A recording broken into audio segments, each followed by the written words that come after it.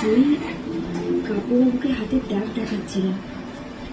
অভয়বাবু বলছেন পিঠে। আপনি আমার জীবন নিয়ে খেয়েছেন। ক্ষমা করে দিন।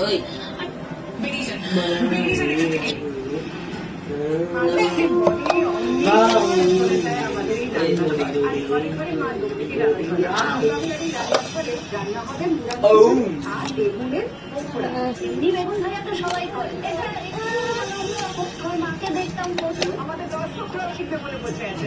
বিকেল 4:30